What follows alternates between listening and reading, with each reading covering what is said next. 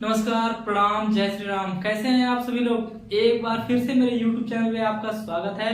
और आज हम लोग जो है जैव विविधता और उसके संरक्षण के दूसरे लेक्चर की शुरुआत करने जा रहे हैं। हम लोग जो है इसके पहले जो भी पढ़ चुके हैं उसके आगे की चीजों को आप आज अध्ययन करेंगे। अगर आप मेरे चैनल पर नए हैं तो प्लीज मेरे चैनल को सब्सक्राइब जरूर कर लीजिए और अपने सभी दोस्तों में शेयर जरूर कर लीजिए। तो चलिए देखिए, हमने यहाँ पर भारत का मैप बनाया है। खैर अच्छा तो नहीं बना है, लेकिन आप अच्छी तरीके से इसे समझने का प्रयास जरूर करिएगा। आप लोग हमेशा देखते आए हैं भारत के मैप के बारे में, तो उसी हिसाब से आप अंदाजा लगा करके इसको ज्यादा से ज्यादा समझने का प्रयास कीजिएगा।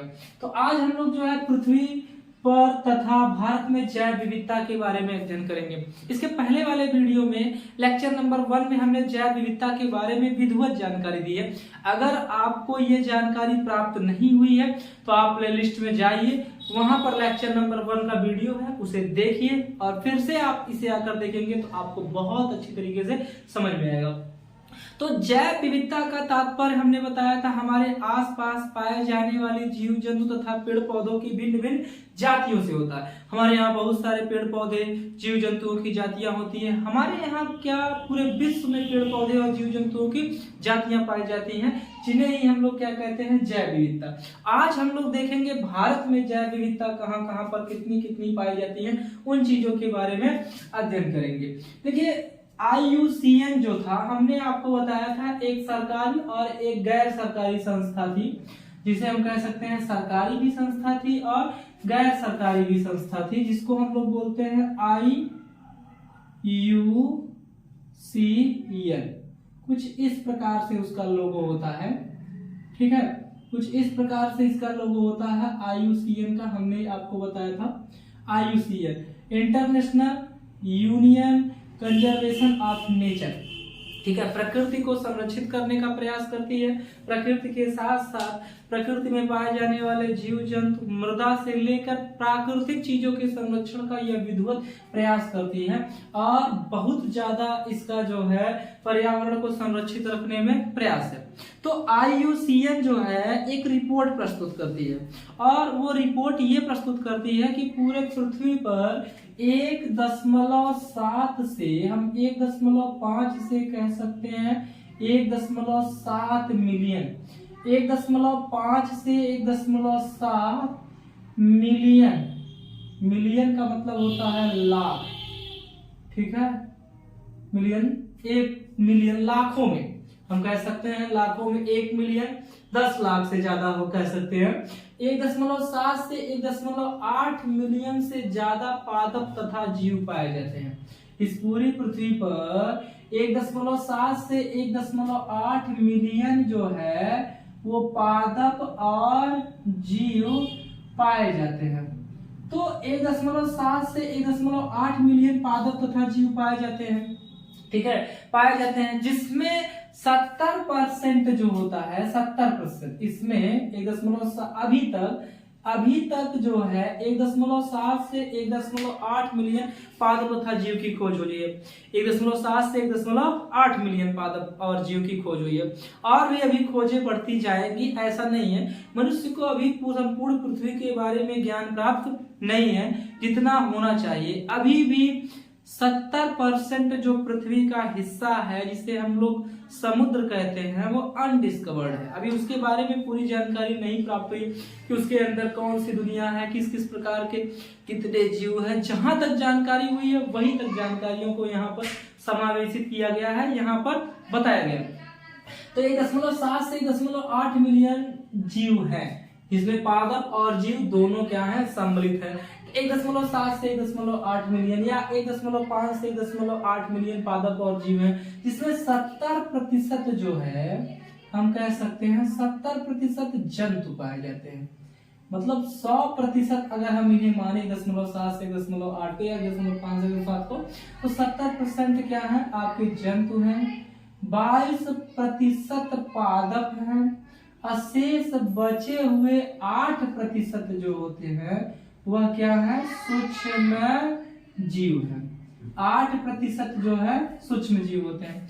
मतलब 100% में 70% जीवों की संख्या, सबसे ज्यादा जीव है, पादपों की संख्या 22% है, और 8% आपके क्या होते हैं, सूक्ष्म जीव होते हैं। अभी तक जितनी खोज हुई है उसकी यह क्या है, एक लिस्ट है। मतलब इतने IUCN के आंकड़े में दिया, IUCN ने बताया 1.7 से 1.8 मिलियन जीव जंतु और पादप पाए जाते हैं। इसमें 70% जो है जंतु होते हैं, और 70% के बाद 22% जो शेष बचा हुआ है वो पादप होते हैं, और 8% सूक्ष्म जीव होते हैं। सूक्ष्म जीव ऐसे जीव जिन्हें हम नग्न आंखों की सहायता से नहीं देख सकते, उन्हें देखने के लिए हमें सूक्ष्मदर्शी की आवश्यकता होती है, सूक्ष्म जीव। ठीक है, अब देखिए इन 70% जंतुओं में, जो 70% जंतु हैं, ठीक है, इन 70% जंतुओं में 70% आपके कीड़े मकोड़े पाए जाते हैं। कीड़े मकोड़े, 70% कीड़े मकोड़े पाए जाते हैं। ठीक है, ये बात आपको ध्यान में रखना है। ठीक, तो ये हो गई पूरे विश्व की जैव विविधता। पूरे विश्व की जैव विविधता को हम छोटी सी बातों में समझ सकते हैं कि चलिए ठीक है, पूरे विश्व में इतने जंतु पाए जाते, इतने पादप है, इतने जीव है, ये सारी चीजें हैं। लेकिन भारत की बात करें तो भारत पूरे विश्व के क्षेत्रफल का 2.4%, कितना प्रतिशत, 2.4% क्षेत्रफल को कवर करता है। क्षेत्रफल को क्या करता है, कवर करता है, और यह संपूर्ण विश्व का 7वां क्षेत्रफल की दृष्टिकोण से बड़ा देश है। क्यों, कौन सा, 7वां। संपूर्ण विश्व के क्षेत्रफल का 2.4% हिस्सा है। पूरे विश्व का सबसे बड़ा अगर कोई देश है तो वह है रूस। ठीक है, रूस के पास 11% से ज्यादा का क्षेत्रफल वह कवर करता है। 6.8% के करीब चाइना है, और 6.89% के करीब संयुक्त राज्य अमेरिका है। ठीक है, लेकिन हमें उससे यहाँ पर कोई ज्यादा मतलब नहीं है। ये भारत का दक्षिण उत्तरतम छोर है, 37.6 डिग्री, जिसको हम लोग बोलते हैं इंद्राकाल।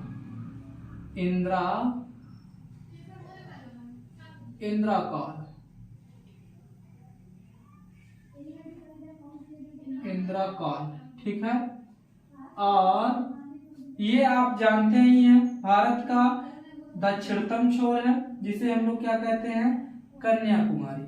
ये आपका क्या है, कन्याकुमारी, ये कन्याकुमारी है। ठीक है, ये आपका जो है वह ईस्ट का छोर है, और ये आपका क्या है, साउथ का छोर है। ठीक है, किविथु है, सागरमाथा है। ठीक है, तो ये क्या है, दो हम कह सकते हैं कि उत्तरतम और दक्षिणतम छोर है। ये भारत के छोर है, उत्तरतम और दक्षिणतम, है ना। तो किविथु, हमने इसको बताया है कि ये क्या है, किविथु है। आप लिख लीजिएगा, शायद दिख नहीं रहा होगा बोर्ड पे, ये किविथु है और सागरमाथा। चलिए, इससे कोई मतलब नहीं है। ठीक है, अब समय देखिए, इसको डिग्री में इसलिए हमने डिवाइड किया है कि डिग्री के हिसाब से समय का अंतर होता है। ठीक है, 5-5 घंटे का, 4-4 घंटे का अंतर हो सकता है, लेकिन उससे कोई मतलब नहीं। अब भारत जो है 2.4% क्षेत्रफल कवर करता है, और संपूर्ण विश्व में जैव विविधता का, 8.1% हिस्सा जो है वह किसके पास है, भारत के पास। यानी पूरे विश्व में अगर 100% जीव जंतुओं की जातियां पाई जाती हैं, तो 8% जीव जंतुओं की जातियां कहाँ पाई जाती हैं, भारत में पाई जाती है। ठीक है, तो भारत में पाई जाती है। इसीलिए भारत जो है 12 जैव विविधता वाले देशों में, भारत जो है 12 जैव विविधता वाले देशों में आता है। विविधता वाले देशों में आता है। भारत जो है 12 जैव विविधता वाले देश है पूरे विश्व में, जिसमें भारत भी जैव विविधता वाले देशों में आता है। ठीक है, और भारत जैव विविधता का कितना % है, भारत जैव विविधता का 8.1% हिस्सा कवर करता है पूरे विश्व का, और इसके क्षेत्रफल के दृष्टिकोण से 12वां है। वहीं आप जनसंख्या की बात करें तो जनसंख्या की दृष्टिकोण से अभी तो बुक में आपको दूसरा स्थान है, लेकिन जल्द ही हम लोगों की जनसंख्या पहले स्थान पे आ जाएगी। अब भारत जैव विविधता में 8.1% हिस्से को कवर करता है और 12 जैव विविधता वाले देशों में आता है। अब देखिए इसमें क्या है, आप ध्यान से देखेंगे, भारत का ये जो उत्तरी हिस्सा है, उत्तरी हिस्से के सबसे ऊपरी भाग में इस प्रकार से जो हिस्सा है, लद्दाख और जम्मू कश्मीर का ऊपर का जो क्षेत्र होता है उसे हम लोग क्या कहते हैं, ट्रांस हिमालय। क्या कहते हैं, ट्रांस हिमालय। तो ये ट्रांस हिमालय का क्षेत्र है। उसके नीचे यहाँ पर जो है, यहाँ से लेकर के ऐसे एक लंबी श्रृंखला है जिसे हम लोग क्या कहते हैं, लघु हिमालय, या हम कह सकते हैं बृहद हिमालय या महान हिमालय। ठीक है, हिमालय है, ये महान हिमालय के अंतर्गत आता है। ठीक है, और इसके नीचे जो है लघु हिमालय है, छोटे छोटे हिमालय की ऐसे टूटी फूटी क्या है, श्रृंखला है। देखिए ट्रांस हिमालय जो है ये सबसे पुराना हिमालय है। ट्रांस हिमालय जो ऊपर का हिस्सा है, यह वाला हिस्सा सबसे क्या है, पुराना हिस्सा है। और इस वाले हिस्से में जीव जंतु तथा पादपों की जातियां बहुत कम पाई जाती है। देखिए जैव विविधता के बारे में हम लोगों को अध्ययन करना है, न कि उसके अन्य विषयों के बारे में। ट्रांस हिमालय सबसे पुराना हिमालय है और सबसे पहले निर्मित हुआ हिमालय है, जिसे बैकबोन ऑफ एशिया भी कहते हैं। ठीक है, इस वाले हिस्से को बैकबोन ऑफ एशिया भी कहते हैं। इसके ऊपर जो है आपको पामीर का पठार मिलेगा और यहाँ पर इस वाले क्षेत्रों में हिंदकुश पर्वत मिलेगा।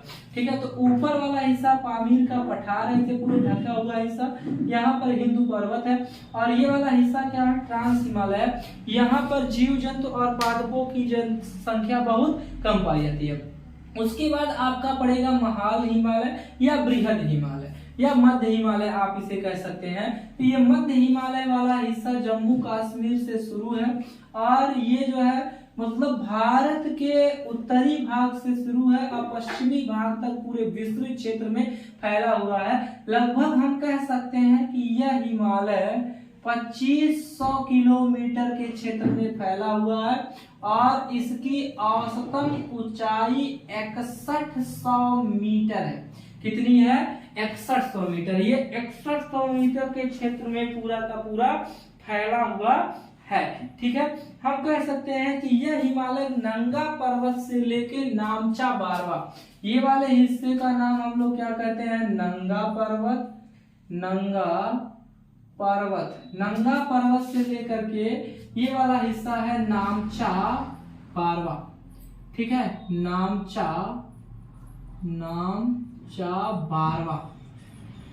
बारवा तक फैला हुआ है। ठीक है, इस हिमालय की औसतन ऊंचाई 6100 मीटर है। तो यहाँ पर भी जो है हम कह सकते हैं जीव जंतु और पादपों की हम कह सकते हैं जैव विविधता पाई जाती है, लेकिन बहुत कम पाई जाती है। क्योंकि तुंगी प्रवणता के बारे में हम लोग आगे पढ़ेंगे। तो तुंगी प्रवणता यह बताता है कि जैसे जैसे आप पृथ्वी तल से ऊपर जाएंगे वैसे वैसे तापमान में गिरावट देखने को मिलती है। केवल क्षोभ मंडल में तापमान गिरावट देखने को मिलती है। 1000 मीटर जब आप ऊपर जाते हैं तो तापमान में 6.5 डिग्री सेंटीग्रेड की क्या देखने को मिलती है, कमी देखने को मिलती है। लेकिन जैसे ही आप इस महान हिमालय के नीचे आएंगे तो लघु हिमालय मिलेगा। ये छोटे छोटे खंडों में टूटा हुआ है। इसकी औसतन ऊंचाई 3000 से 4000 मीटर या कह सकते हैं कहीं कहीं पे 2500 से 3000 मीटर की ही ऊंचाई तक होती है। यहाँ पर जैव विविधता का भंडार पाया जाता है, यानी यहाँ पर बहुत अधिक मात्रा में पेड़ पौधे पाए जाते हैं, औषधियां पाई जाती हैं तथा हम कह सकते हैं कि मैदान युक्त भूमि पाई जाती है जहाँ पर सेब हो गया तथा अन्य बहुत सारे पौधों के साथ साथ खाद्य पदार्थ बहुतायत मात्रा में प्राप्त होते हैं। तो जैव विविधता यहाँ देखने को अधिक मिलती है। जबकि भारत के पूर्वी क्षेत्र में जो 7 राज्य है, मेघालय, मिजोरम, असम, ठीक है, नागालैंड, ये वाले जो क्षेत्र होते हैं यहाँ पर भी जैव विविधता आपको बहुत अधिक देखने को मिलती है। जबकि यहाँ पर अरावली पर्वत की उल्टी दिशा होने के नाते, अरावली पर्वत है यहाँ पर सबसे पुराना पर्वत, अरावली पर्वत अरावली पर्वत होने के नाते यहाँ पर मानसूनी हवाएं जब यहाँ से निकलती हैं तो अवरोध उत्पन्न न कर पाने के नाते मानसूनी हवाएं ऐसे सीधे निकल जाती हैं और मानसूनी हवाएं निकल जाने के कारण इन क्षेत्रों में वर्षा नहीं होती है। हम कह सकते हैं इन क्षेत्रों में 25 mm से कम वर्षा, 25 मिलीमीटर, जैसा कि ट्रांस हिमालय में 25 मिलीमीटर से कम वर्षा होती है, वैसे यहाँ पर 25 मिलीमीटर से भी कम वर्षा होती है। अर्थात यह शुष्क क्षेत्र के अंतर्गत आता है, गर्म क्षेत्र, और वहीं अधिक ऊंचाई होने के नाते यह क्षेत्र एकदम ठंडे क्षेत्र के अंतर्गत आता है। इसलिए इन क्षेत्रों और इन क्षेत्रों में जैव विविधता कम देखने को मिलती है। जबकि भारत का ये जो पूर्वी घाट है, पूर्वी घाट ऐसे टूटे हुए क्षेत्रों में है, एकदम सीध में नहीं पाया जाता है, जबकि पश्चिमी घाट ऐसे सीधे में है। तो पूर्वी घाट में भी पहाड़ और पर्वत पाए जाते हैं जिनकी ऊंचाई बहुत अधिक नहीं होती है, और जब इनकी ऊंचाई बहुत अधिक नहीं होती है तो मानसूनी हवाओं के मार्ग में ये अवरोध उत्पन्न करते हैं, चाहे इस क्षेत्र से चलने वाली मानसूनी हवाएं हों या इस क्षेत्र से चलने वाली मानसूनी हवाएं हों। तो इन मानसूनी हवाओं के क्षेत्र में ये अवरोध उत्पन्न करते हैं, जिसके कारण यहाँ पर पर्याप्त वर्षा होती है, और पर्याप्त वर्षा होने के कारण यहाँ पर भी जैव विविधता आपको देखने को मिलती है। बाकी बीच में ये गंगा के विशाल मैदान है, और गंगा के विशाल मैदान के कारण जो है गंगा नदी ऐसे निकली हुई है और यहाँ पर जा करके हम कह सकते हैं बंगाल की खाड़ी में गिरती है। इसमें बहुत सारी नदियां आकर के मिलती हैं। जब बहुत सारी नदियां आकर मिलती हैं तो ये जलोढ़ पंख बनाते हैं और इन क्षेत्रों में एक विशाल मैदान युक्त भूमि पाई जाती है जहां पर बहुत अधिक मात्रा में जनसंख्या निवास कर सकती है। वही भारत के ठीक बीचों बीच से कर्क रेखा होकर गुजरती है और कर्क रेखा उष्णकटिबंधीय क्षेत्रों से होकर गुजरती है। इसके नीचे का क्षेत्र उष्णकटिबंधीय है और ऊपर का क्षेत्र उपोष्णकटिबंधीय। यहाँ पर गर्म होता है, गर्म के साथ साथ वर्षा होती है और जीव जंतुओं के रहने के लिए पर्याप्त वातावरण उपलब्ध होता है। इसके ठीक ऊपर के भी बहुत सारे हिस्से हैं, 30 डिग्री, 40 डिग्री, 45 डिग्री तक, जहां पर जीव जंतु और पादपों के रहने के लिए उपयुक्त वातावरण उपस्थित है। इसीलिए इन क्षेत्रों में जैव विविधता अधिक देखने को मिलती है और इन क्षेत्रों में भी जैव विविधता अधिक देखने को मिलती है। तो इसे हम कहते हैं भारतीय जैव विविधता। और दूसरी सबसे बड़ी बात जो है कि भारत में 4000 पादपों से अधिक 4000 पादपों से अधिक पादप मतलब पादपों की जातियां पाई जाती हैं। यहाँ पर 4000 से अधिक पादपों की जातियां आपको देखने को मिलती हैं। अगर आप वहीं अमेजन के वर्षा वन की बात करें, अमेजन के वर्षा वन की, अमेजन वर्षा वन, ठीक है, अमेजन वर्षा वन ब्राजील से लेकर के अन्य कुछ देशों में फैला हुआ है। तो अमेजन वर्षा वन में भी जीव जंतु और पादपों की बहुत अधिक मात्रा में जनसंख्या पाई जाती है। यहाँ पर हम करीब कह सकते हैं 40,000 पादप और 1300 से ज्यादा पक्षियों, ठीक है, 4000 के करीब हम कह सकते हैं पादप है, 4000 पादप हैं, 1300 से ज्यादा पक्षियां हैं और ज्यादा से ज्यादा हम कह सकते 13,000 पक्षियां हैं और 427 जो है उभयचर हैं, 427 स्तनधारी हैं, ठीक है, स्तनधारी हैं, 3000 से ज्यादा मछलियां हैं,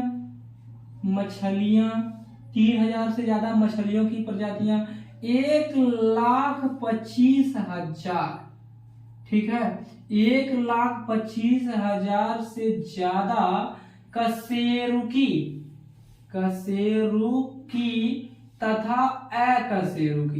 तथा अकशेरुकी जीवों की प्रजातियां देखने को मिलती है। वही 378 से भी ज्यादा हम कह सकते हैं कि 378 से भी ज्यादा सरीसृप जीवों की जातियां हमें देखने को मिलती है। जबकि वही भारत की बात करें तो भारत भी कम नहीं है, भारत में 1200 से भी ज्यादा पक्षियों की जातियां देखने को मिलती है। कितना? 1200 से भी ज्यादा पक्षियों की जातियां देखने को मिलती है। तो ये हो गया भारत और संपूर्ण विश्व के बारे में कुछ जानकारी जो जैव विविधता को प्रकट करते हैं या जैव विविधता को दिखाते हैं। ठीक है, अगर आपको ये वीडियो समझ में आता है तो प्लीज चैनल को सब्सक्राइब जरूर कर लीजिए। ठीक है, तो ये भारतीय जैव विविधता के बारे में है। अब जैव विविधता के प्रकार कितने होते हैं, कितने प्रकार की ये जैव विविधताएं देखने को मिलती हैं। ठीक है, तो इसके बाद हम लोग पढ़ेंगे जैव विविधता का प्रतिरूप। ठीक है, लेकिन जैव विविधता के प्रतिरूप को समझने से पहले हमें समझना होगा जैव विविधता का महत्व। जैव विविधता का महत्व, जैव विविधता का महत्व क्या है? देखिए, जैव विविधता का महत्व कई क्षेत्रों में है। जैसे सबसे प्रमुख क्षेत्र है कृषि का क्षेत्र।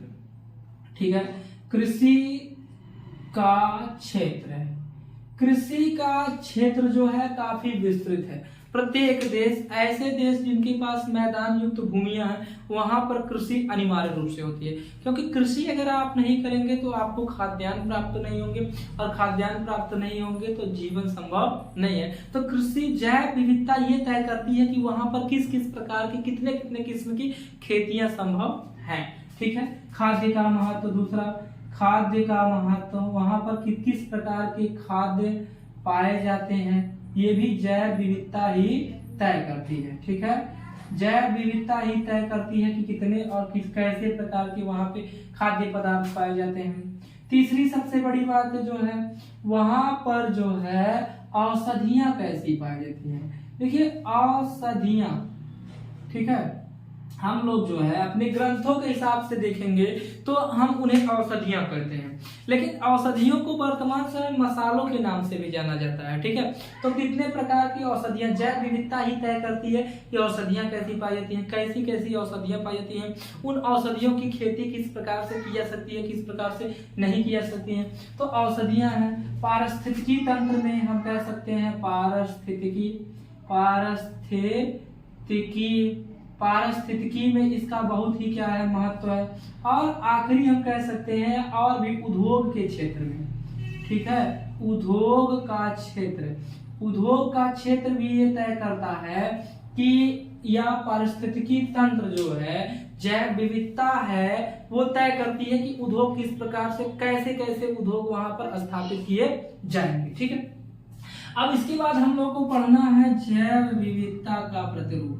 जैव विविधता, जैव विविधता का प्रतिरूप। ठीक है, जैव विविधता के प्रतिरूप के बारे में हम लोग अध्ययन करेंगे कि किस किस प्रकार की जैव विविधता पाई जाती है और कैसी कैसी जैव विविधता पाई जाती है।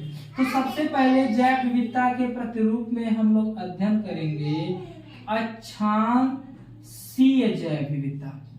अक्षांशीय जैव विविधता, इसके पहले वाले वीडियो में हमने बताया था, या आपको अक्षांशीय जैव विविधता के बारे में थोड़ा सा हमने आपको समझाया था, जिसमें हमने संपूर्ण विश्व के मैप को ध्यान में रख करके आपको बताया था कि विश्व के मैप के आधार पर हम जैव विविधता का अध्ययन कर सकते हैं। देखिए, ये संपूर्ण विश्व का मैप है। संपूर्ण विश्व के मैप में विश्व के ठीक बीचों बीच से होकर जाने वाली रेखा को हम लोग क्या कहते हैं, इक्वेटर। 0 डिग्री अक्षांश, 0 डिग्री अक्षांश, या इसको हम लोग बोलते हैं भूमध्य रेखा। ठीक है, भूमध्य रेखा ऐसा स्थान होता है पृथ्वी का जहां पर सूर्य का प्रकाश एकदम प्रॉपर तरीके से पड़ता है। यहाँ पर 12 घंटे का दिन होता है, 12 घंटे की क्या होती है, रातें होती है। तो सूर्य का प्रकाश इन क्षेत्रों में पड़ता है। इसके 30 डिग्री ऊपर और 30 डिग्री नीचे का जो क्षेत्र होता है, वहां पर सूर्य का प्रकाश एकदम प्रॉपर तरीके से पड़ता है। इसलिए हम इन क्षेत्रों को उष्ण कटिबंधीय क्षेत्र कहते हैं। क्या कहते हैं, उष्ण कटिबंधीय क्षेत्र कहते हैं। इन क्षेत्रों में जैव विविधता आपको बहुत देखने को मिलती है। तो यही जो है भूमध्य रेखा के पास जो है एक देश है जिसका नाम है कोलंबिया। कोलंबिया भूमध्य रेखा के कहीं आसपास जो है कोलंबिया शहर है और कोलंबिया शहर में पक्षियों की 1400 से भी ज्यादा जातियां देखने को मिलती है। 1400 से ज्यादा जातियां, मतलब पेड़ पौधों की जातियां 1400 से भी ज्यादा आपको देखने को मिलती है। फिर आप धीरे धीरे जो है कोलंबिया से ऊपर जाएंगे 41 डिग्री के करीब। 41 डिग्री में आपको मिलेगा न्यूयॉर्क। क्या मिलेगा? न्यूयॉर्क। न्यूयॉर्क में जीव जंतुओं की 156 से भी ज्यादा जातियां आपको देखने को मिलती हैं। 156 से भी ज्यादा आपको जातियां देखने को मिलेंगी। 176, 56, 200 के करीब हम कह सकते हैं जीव जंतु और पादपों की जातियां आपको देखने को मिलेंगी। अब वहीं 71 डिग्री 71 डिग्री आप न्यूयॉर्क की तरफ न्यूयॉर्क कह रहे हैं, यहाँ पे ग्रीनलैंड है। आप ग्रीनलैंड के करीब जाएंगे, 176 ग्रीनलैंड की तरफ जाएंगे तो यहाँ पर जीव जंतुओं की मात्र 56 जातियां देखने को मिलेंगी। तो कहने का मतलब यह है कि जैसे जैसे आप भूमध्य रेखा से 0 डिग्री भूमध्य रेखा से ऊपर की तरफ जाएंगे, किसकी तरफ? वो भी ध्रुवों की तरफ। जैसे जैसे आप भूमध्य रेखा से ध्रुवों की तरफ जाएंगे वैसे वैसे जीव जंतु और पादपों की जातियों को देखने को मिलेगा। लेकिन कुछ अपवादों को छोड़कर भूमध्य रेखा से आप ध्रुवों की तरफ चाहे नीचे चाहे ऊपर, चाहे आप भूमध्य रेखा से उत्तर की तरफ, चाहे आप भूमध्य रेखा से दक्षिण की तरफ, चाहे जिस तरफ आप जाएंगे जीव जंतु और पादपों की संख्या में आपको कमी देखने को मिलेगी। अर्थात जीव जंतु और पादपों की जैव विविधता में कमी देखने को मिलेगी। अब प्रश्न ये है कि उष्णकटिबंधीय क्षेत्र में जैव विविधता क्यों पाई जाती है, या उष्णकटिबंधीय क्षेत्र में जैव विविधता अधिक देखने को क्यों मिलती है? तो उष्णकटिबंधीय क्षेत्र में जैव विविधता इसलिए देखने को मिलती है कि इन्हें पर्याप्त सूर्य का प्रकाश मिलता है। जब पर्याप्त सूर्य का प्रकाश इन क्षेत्रों में प्राप्त होगा तो पर्याप्त मात्रा में गर्मी होगी, पर्याप्त मात्रा में यहाँ पर तापमान मिलेगा और जिसके कारण पेड़ पौधों की संख्या ही ज्यादा देखने को मिलेगी। वर्षा होगी, वर्षा के साथ साथ पेड़ पौधे होंगे तो जीव जंतुओं को खाने के लिए उपयुक्त खाद्य पदार्थ मिलेगा। जीव जंतुओं के साथ साथ मनुष्य को भी उपयुक्त खाद्य पदार्थ मिलेगा और खाद्य पदार्थ जब प्राप्त होंगे तो भोजन जहाँ पर होगा, आवास जहाँ पर होगा, निवास जहाँ पर होगा, जहां पर सुरक्षित और उपयुक्त अनुकूलित वातावरण मिलेगा, वहीं पर जीव जंतु और पादपों की संख्या देखने को मिलेगी। बस यही सबसे प्रमुख कारण होता है कि इन क्षेत्रों में जीव जंतु और पादपों की संख्या बहुत अधिक देखने को मिलती है। जबकि ध्रुवों की तरफ आप बढ़ेंगे तो शीतोष्ण कटिबंधीय क्षेत्र है, जैसे जैसे ऊपर की तरफ बढ़ेंगे तापमान धीरे धीरे कम होता चला जाएगा और कम तापमान होने के नाते पेड़ पौधे और जीव जंतुओं की संख्या में कमी देखने को मिलेगी और धीरे धीरे यहाँ पर जो है पेड़ पौधे और जीव जंतु कम देखने को मिलेंगे। ठीक है, तो अगर आपको ये वीडियो पसंद आता है तो प्लीज लाइक कीजिए, कमेंट कीजिए और चैनल को सब्सक्राइब जरूर कर लीजिए। अगर आपको किसी अन्य टॉपिक के बारे में अध्ययन करना है तो प्लीज वीडियो के नीचे ये जरूर लिख दें कि सर इस टॉपिक के बारे में आप हमें बताइए, तो आपको फिर से एक नए वीडियो के बारे में प्रोवाइड कराया जाएगा। तो आज के लिए बस इतना ही। राम राम सभी मित्रों को, चैनल को सब्सक्राइब जरूर कर लीजिएगा। तो आज के लिए बस इतना ही, धन्यवाद।